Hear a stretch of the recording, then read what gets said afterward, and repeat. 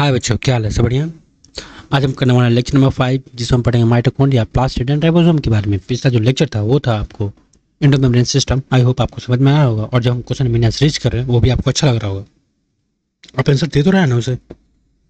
ठीक है, कोई बात नहीं। अगर दे भी नहीं रहे तो आप आंसर उसे देखें। जितनी बार देखेंगे आपको डाटा आपके माइंड में होगा। ठीक है ना? चलिए शुरू करते हैं, बहुत हो गया time waste. Let's go. Mitochondria unless specifically stained, जब तक हम इसे स्पेसिफिकली स्टेंड ना करें, are not easily visible under the microscope, ये माइक्रोस्कोप में इजिली विजिबल नहीं होगा। Number of mitochondria person is variable depending upon the physiological activity of the cell. Cell का फिजियोलॉजिकल एक्टिविटी कैसा है, क्या वो इनएक्टिव है, कम एक्टिव है, ज़्यादा एक्टिव है, प्रोएक्टिव है, किस तरह का सेल है, उसकी एक्टिविटी किस तरह है, उस पर आपका माइटोकॉन्ड्रिया का नंबर वेरी कर सकता है। जैसे हम बात करें कुछ दो मसल के एग्जाम्पल लेते हैं, व्हाइट मसल और रेड मसल। रेड मसल का काम में बहुत ज़्यादा एनर्जी का प्रोडक्शन करना है, तो उसमें माइटोकॉन्ड्रिया का जो अमाउंट होगा वो ज़्यादा होगा, जिसमें से वो रेड दिखता है, जबकि एंडोप्लाज्मिक रेटिकुलम का अमाउंट हो आपको व्हाइट मसल्स में ज़्यादा होता है। ठीक ना? In terms of shape and size variable यहाँ भी ऑब्जॉर्व करते हैं। नंबर में वेरिएबल ऑब्जॉर्व हो रही है, इनके शेप में ऑब्जॉर्व हो रही है, और साइज में भी ऑब्जॉर्व कर रहे हैं हम अगर माइटोकॉन्ड्रिया का। तो कोई हमसे पूछेगा कि चलो बताओ ना, कुछ तो शेप होगा, कुछ तो जनरल शेप होगा माइटोकॉन्ड्रिया का। तो कौन सा शेप हो जनरल शेप? वो है आपका सॉसेज शेप और सिलेंड्रिकल शेप, जिसका डायमीटर आपको 0.2 माइक्रोमीटर से लेंथ 1 माइक्रोमीटर तक होगा, और लेंथ आपका 1 से 4.0 माइक्रोमीटर होगा। इसका क्या मतलब है? और सॉसेज शेप यानी आप कह सकते हैं कि हॉट डॉग देखें हम। तो इस तरह इसका हॉट डॉग का लंबाई आपका 1 से लेके 4 माइक्रोमीटर होगा। अगर हम इसे फ्रंटल व्यू देखें तो इसका जो डायमीटर होगा वो कितना होगा? 0.221 माइक्रोमीटर। शेप कैसा होगा? वो है सॉसेज और शेपेज। तो माइटोकॉन्ड्रिया का शेप कैसा है? Sausage shape. डायमीटर कितनी है? 0.221 माइक्रोमीटर, जिसका एवरेज है 0.5 माइक्रोमीटर, और लेंथ कितना है? 1.02 4.0 माइक्रोमीटर। अब इसका जो मेम्ब्रेन हो कैसा है? वो है double membrane bounded structure. Double membrane bounded structure, the outer membrane and the inner membrane dividing it's lumen. Lumen को हम एक तरह का कैविटी कहेंगे, डिस्ट्रिक्टली इनटू 2 कंपार्टमेंट। का क्या मतलब हुआ?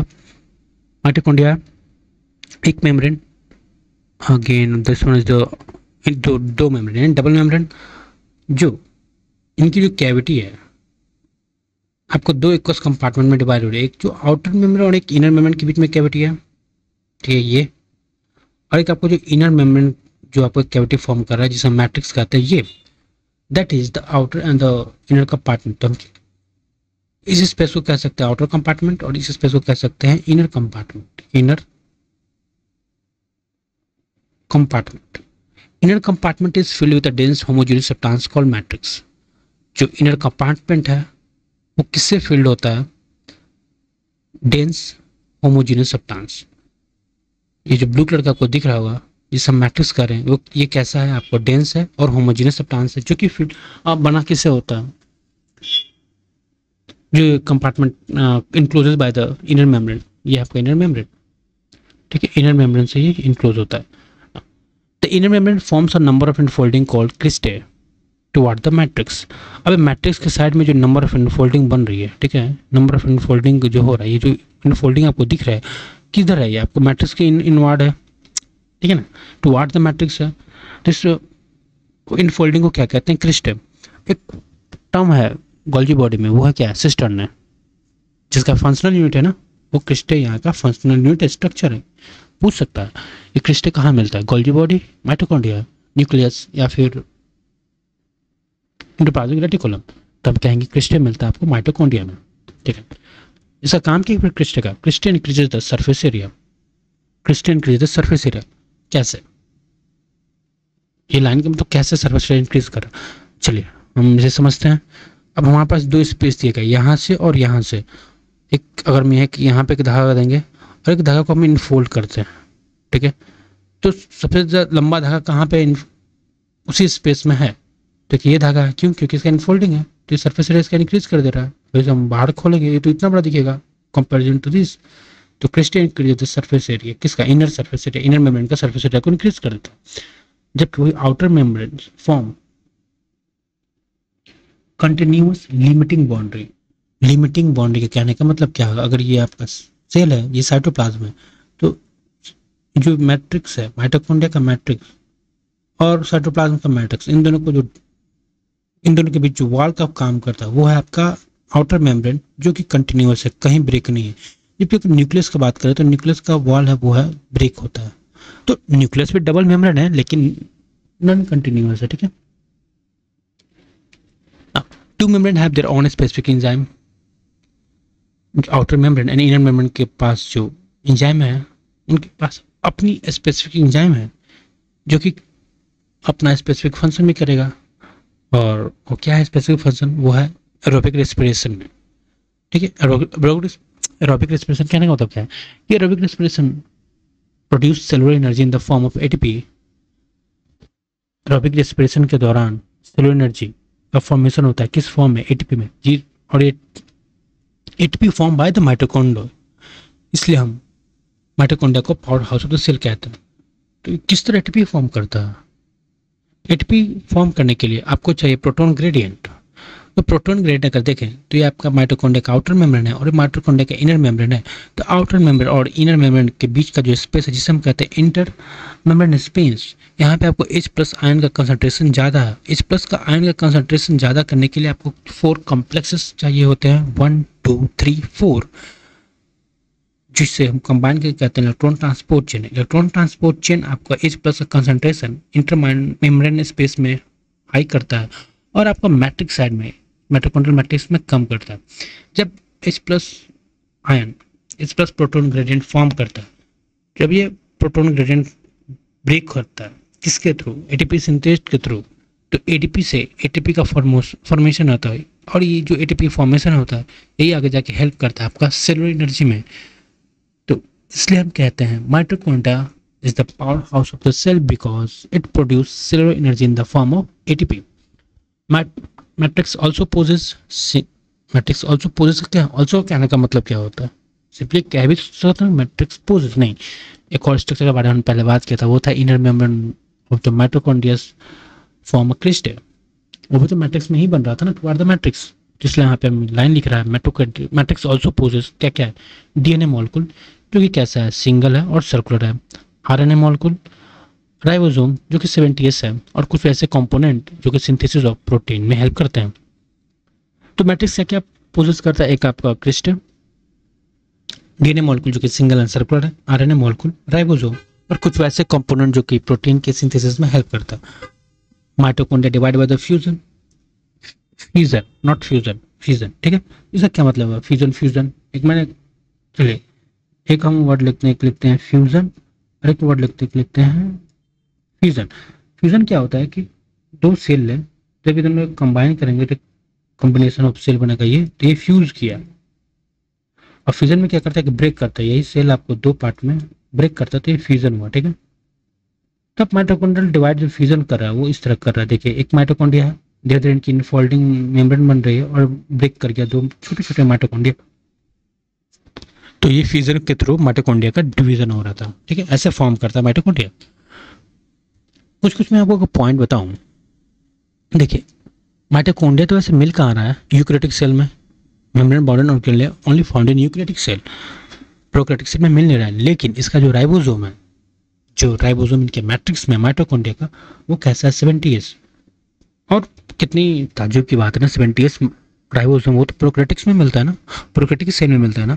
तो हम कह सकते हैं कि ड्यूरिंग इवोल्यूशन जब प्रोकैरियोट से यूकैरियोट बन रहा था, तो जो माइटोकॉन्ड्रिया है ये आपको कैसे फॉर्म किया होगा, precursor from the prokaryote cell से, इनगल्फिंग से। ये बहुत आगे की बात है, एडवांस नॉलेज है। माइटोकॉन्ड्रिया का अगर हम फॉर्मेशन देखेंगे तो कैसे ये प्रोकैरियोट से बनता है ये पता चलेगा। प्रूफ के तौर पे देख सकते हैं राइबोसोम जो कि 70S है। भाई 70S हमें यूकैरियोटिक में क्यों मिलेगा, क्यों मिलना चाहिए, जबकि यूकैरियोटिक का राइबोसोम तो 80S होता है और माइटोकॉन्ड्रिया के मैट्रिक्स में जो राइबोसोम मिल रहा है वो 70S है, और वो 70S तो प्रोकैरियोटिक में मिलता है। तो हम कह सकते हैं कि इवोल्यूशन आपका प्रोकैरियोटिक से जब यूकैरियोटिक हो रहा था तो राइबोसोम को अपने साथ रिटेन किए रह गया। और एक चीज़ और देखते हैं, माइटोकॉन्ड्रिया के पास अपना डीएनए है, आरएनए है, तो आप सेल डिवाइड कर सकता है, यानी सेल्फ ऑटोनोमस रेप्लिकेटिंग ऑर्गन है, उसे आपको न्यूक्लियस पे उसको डिपेंडेंट नहीं होता है कि मुझे डिवाइड करना है। जब उसका मन होगा वो डिवाइड करेगा, जब उसका मन होगा नहीं करेगा, क्योंकि उसके पास अपना डीएनए मॉलिक्यूल है, अपना आरएनए मॉलिक्यूल है, अपना प्रोटीन सिंथेसिस एंजाइम है, उसके पास मैकेनिज्म है। ठीक है, तो सेल्फ ऑटोनोमस ऑर्गेनल दो है, एक प्लास्टिड और एक माइटोकॉन्ड्रिया, क्योंकि इनके पास अपना डीएनए होता है, अपना आरएनए मॉलिक्यूल होता है, अपना राइबोसोम होता है। ठीक है, आगे बात करेंगे प्लास्टिड के बारे में भी, देखेंगे उनके मैट्रिक्स में जो राइबोसोम होता है वो भी कंपेयर करेंगे। ठीक है, ठीक है। तो अगला सेल ऑर्गेनल आ गया हमारा प्लास्टिड। ये है easily observe under the microscope as they large, जबकि माइटोकॉन्ड्रिया ऑब्जर्व नहीं कर रहा था, वही आपका प्लास्टिड ऑब्जर्व हो रहा है माइक्रोस्कोप में क्योंकि लार्ज है। Plastid bear some specific pigment, ये कुछ स्पेसिफिक पिगमेंट्स को बियर करते हैं जो कि प्लांट्स के इम्पार्ट करते हैं स्पेसिफिक कलर।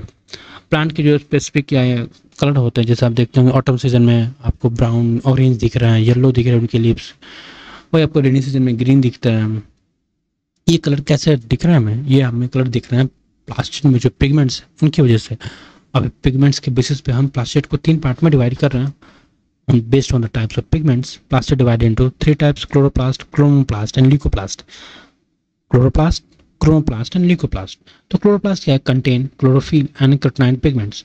तो chloroplast के बाद दो पिगमेंट होगी, chlorophyll and second one carotenoid pigment, जो कि किस चीज़ के लिए रिस्पॉन्सिबल होगा? ट्रैपिंग लाइट एनर्जी, या हम कह सकते हैं फोटोन, इसेंशियल फॉर फोटोसिंथेसिस। और ये जो ट्रैपिंग लाइट एनर्जी की फोटोन होगा वो किस काम में हेल्प आएगा? फोटोसिंथेसिस के हेल्प में। तो क्लोरोप्लास्ट 2 पिगमेंट कंटेन करता है, क्लोरोफिल एंड कार्योटाइड पिगमेंट, जो रिस्पॉन्सिबल होता है लाइट के ट्रैपिंग में, आगे जाके हेल्प करता है फोटोसिंथेसिस में। सेकेंड क्रोमोप्लास्ट, इनके पास जो पिगमेंट होती है वो होती है, ये भी कार्योटाइड लाइक पिगमेंट होती है, जैसे कैरोटीन, ज़ेंथोफिल, और फैट सॉल्युबल होता है। ठीक है, क्रोमोप्लास्ट का जो पिगमेंट होता है वो फैट सॉल्युबल होता है, कैरोटीन, ज़ेंथोफिल। इम्पार्ट्स प्लांट है येलो, ऑरेंज और रेड कलर, जैसे हम देखते हैं yellow capsicum, red capsicum, green capsicum. तो ग्रीन कैप्सिकम, तो ग्रीन कलर तो हमें क्लोरोफिल से आ रहा है, बाकी ऑरेंज रेड ही कैसे आ रहा है? ये ऑरेंज रेड आ रहा है आपको क्रोमोप्लास्ट पिगमेंट है। कौन कौन सा पिगमेंट हो सकता है? कार्योटाइड पिगमेंट्स लाइक ज़ेंथोफिल हो सकता है, फिर कैरोटीन हो सकता है। ठीक है, अगला जो प्लास्टिड है वो है ल्यूकोप्लास्ट। ल्यूकोप्लास्ट कैसा? कलरलेस प्लास्टिड है, इनकी कोई अपने कलर नहीं होती है, वाइड शेप एंड साइज, और शेप और साइज भी इनकी वेरी कर सकती है। तो फंक्शन किस चीज़ में है? स्टोर न्यूट्रिएंट, अभी न्यूट्रिएंट को स्टोर करते हैं leucoplast. On the basis of nutrient they store, हम ल्यूकोप्लास्ट को 3 पार्ट में डिवाइड करते हैं। एक है amyloplast, elaioplast, aleuroplast. Amyloplast store carbohydrate starch, जैसे पोटैटो। पोटैटो में जो प्लास्टिड होती है जो स्टोर करता है स्टार्च, उसे हम कहते हैं एमाइलोप्लास्ट। वही जब वही ल्यूकोप्लास्ट अगर ऑयल और फैट को स्टोर करे उसे हम कहेंगे इलायोप्लास्ट। एंड सिमिलर अगर प्रोटीन को स्टोर करे तो हम कहेंगे एल्यूरोप्लास्ट। एल्यूरोन लेयर याद होगा आपको, जब हम स्ट्रक्चर ऑफ सीड्स देखते हैं मोनोकोट का, तो एक लेयर होता है, तो वो भी प्रोटीन रिच लेयर होता है एल्यूरोन लेयर, तो वहाँ से हम याद कर सकते हैं एक तरह। ठीक है, अब देखिए फॉर्मेशन बात करें तो प्रोप्लास्टिड, डायोप्लास्टिक इन सेट में नहीं, तो हम सब नहीं जानेंगे। देखिए, तो आगे जाके 3 यहाँ से शुरू करते हैं। एक क्रोमोप्लास्ट जो कि आपको कलर प्रोवाइड करेगा येलो, ऑरेंज, रेड। एक क्लोरोप्लास्ट पिगमेंट जो कि responsible for the trapping of light energy.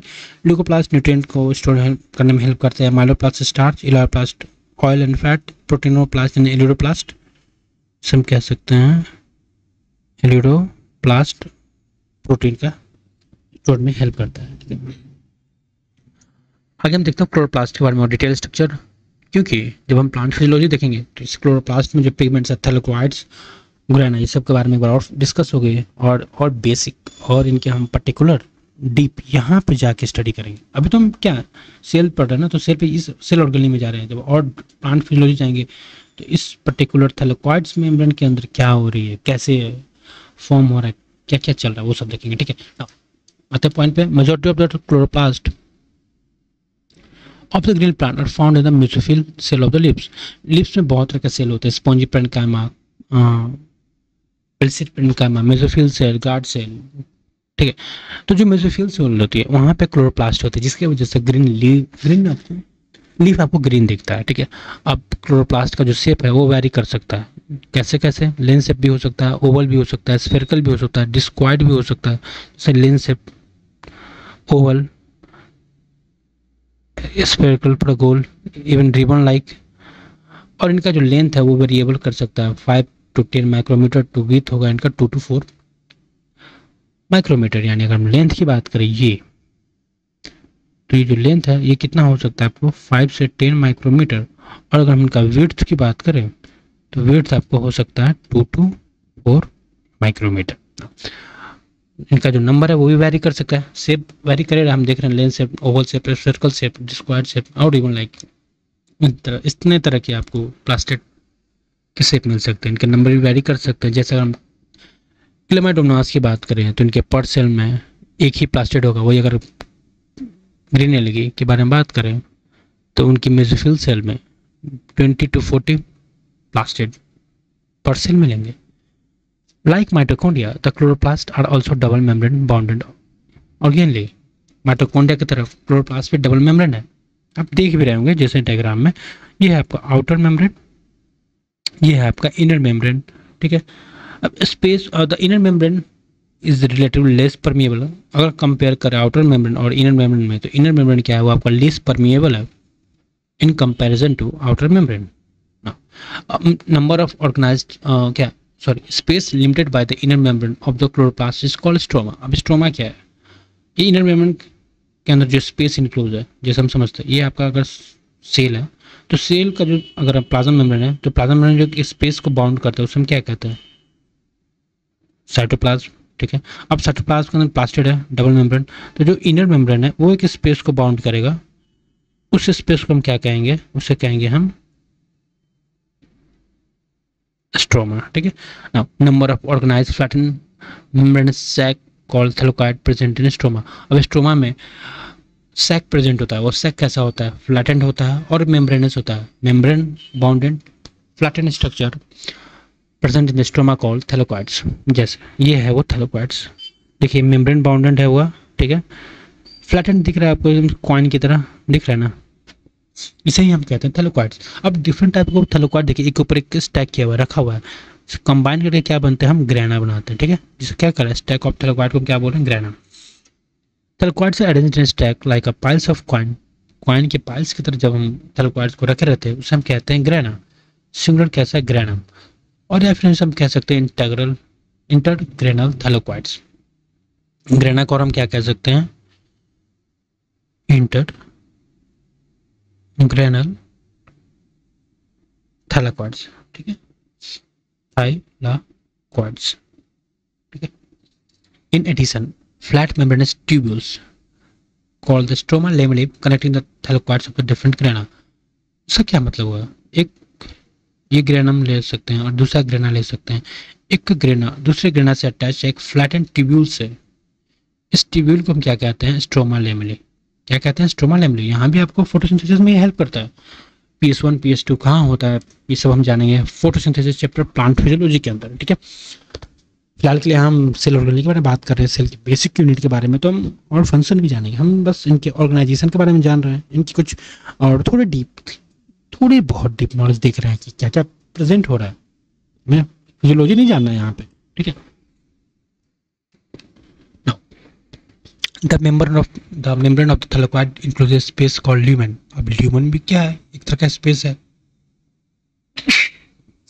जैसे अब ल्यूमेन के बारे में बात करें, ये है आपका प्लाज्मा मेम्ब्रेन, ये स्पेस कंटेन कर रहा है, इसे हम कहते हैं साइटोप्लाज्म। साइटोप्लाज्म के अंदर डबल मेम्ब्रेन बाउंडेड स्ट्रक्चर है, वो है आपका क्या? प्लास्टिड। ये जो स्पेस कर रहा है इस स्पेस को हम बोल रहे हैं स्ट्रोमा, ठीक है। अब स्ट्रोमा के अंदर जो आपका थैलेकोइड्स है, ठीक है, थैलेकोइड्स, ये थैलेकोइड्स है। अब थैलेकोइड के अंदर जो स्पेस है इस स्पेस को हम बोल रहे हैं ल्यूमेन। तो हम अगर अरेंज करना चाहें स्पेस वाइज तो पहले cytoplasm, then stroma, then lumen, ठीक है। क्लियर है ना? हाँ। Stroma of the chloroplast contain enzyme required for the synthesis of carbohydrate and protein. अगर स्ट्रोमा की बात करें तो इनके पास कुछ एंजाइम होगा जो कि हेल्प करेगा किसमें? प्रोटीन और कार्बोहाइड्रेट के सिंथेसिस में। और इनके पास और भी कंटेन करेगा स्ट्रोमा में, वो क्या? DNA molecule, ribosome. इनके डीएनए मॉलिक्यूल कैसे होंगे? स्मॉल डबल स्टैंडर्ड सर्कुलर होंगे, राइबोसोम होंगे। नाउ इसका क्या मतलब हुआ? जो सेम हम बात किए थे माइटोकॉन्ड्रिया में, कि जिसके पास अपना डीएनए है, जिसके पास अपना राइबोसोम है, वो खुद से डिवाइड कर सकता है, सेल्फ ऑटोनोमस है, और इनका जो राइबोसोम है वो है 70s।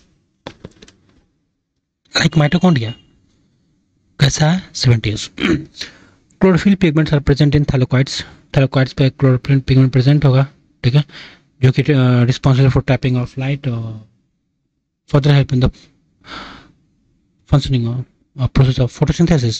Ribosome of the chloroplast are smaller than the cytoplasmic ribosome.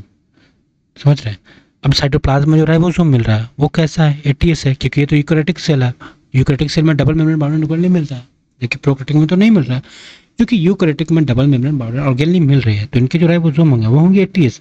और वही अगर हम बात करें प्लास्टिड और माइटोकॉन्ड्रिया के अंदर जो राइबोसोम मिल रहा है वो कैसे मिल रहे हैं आपको, 70s। वही कह रहेगा the ribosome of the chloroplast are smaller, छोटा होगा, 70s, while that of the cytoplasmic ribosome होगा, राइबोसोम वो कैसा होगा, 80s। स्टैटिक डायग्राम देखें तो देखिए, ये है आपका आउटर मेम्ब्रेन, ये है आपका इनर मेम्ब्रेन, ये है आपका स्ट्रोमा लेमली। देखिए तो क्या ये आपका एक ग्रेना है, दूसरा ग्रेना है, एक का थैलेकॉइड, दूसरे का थैलेकॉइड से जो कनेक्शन कर रहा है, हेल्प हो रहा है, वो स्ट्रोमा लेमली की वजह से हेल्प हो रहा है, ठीक है। ये है आपका stroma space enclose by the inner membrane. ये आपका राइबोसोम, राइबोसोम कैसा है, 70s। ये starch granules, lipid granules form by a specific enzyme present in the stroma region, ठीक है। अब अगला है राइबोसोम। राइबोसोम कैसा है, ग्रेनुलर स्ट्रक्चर, ग्रेना यानी दाना दाना दानेदार की तरह है, ठीक है। First observe under the electron microscope as a dense particle by the George Palade in 1953।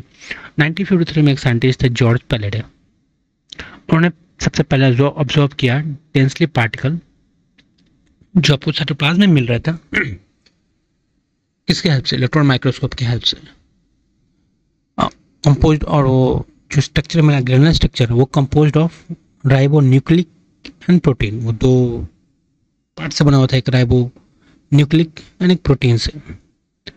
ना सबसे इंपॉर्टेंट लाइन है, not surrounded by any membrane, ribosome not surrounded by any membrane, हम इसे याद करेंगे, ठीक है।